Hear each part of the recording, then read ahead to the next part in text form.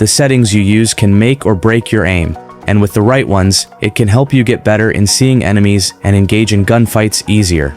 Today we're going to talk about the settings I use, as well as the settings you can use for better aim. Let's dive right into it.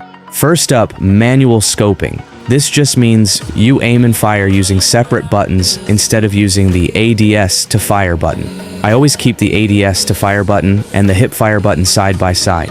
Manual scoping is useful for pre-aiming, and you can fire faster than a player who uses the ADS to fire button, because you don't need to wait for your ADS animation to finish before firing. This will give you faster reaction time when it comes to head-to-head gunfights, and will allow you to quick scope using snipers and shotguns.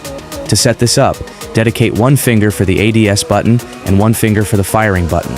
Next is aim assist. The general rule is if you have been using aim assist since you started playing the game, leave it on. Otherwise, if you want your aim not to be influenced by aim assist, especially in close range, turn it off. It will take some time to get used to, but based on my experience, it may be very well worth the effort if you decide to turn it off. Stick with what you're comfortable with and work with it.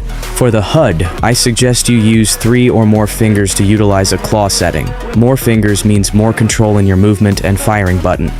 Next is the HUD opacity.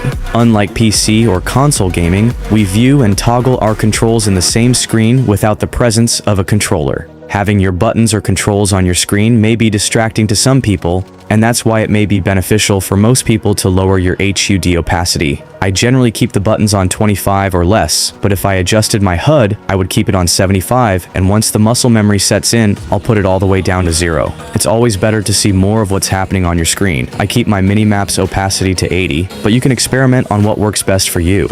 Another setting that might be disturbing for you is your graphics settings. Graphics demand more on your phone's GPU, so if you're trying to be competitive, try to have your graphic quality on medium to low and have your frame rate on the maximum possible setting. If you're having a hard time spotting enemies from range, you'd want to play with a lower FOV. Check this video in the description for more about FOV. These are the settings you need to get down for better aim. Of course, you will still rely on your practice and experience, but you can continue to find ways to optimize the way you play to make it easier for you. That's it for today's video. Make sure you drop a like if you learned something new and share this to your friend who's got potato aim. See you in the next video.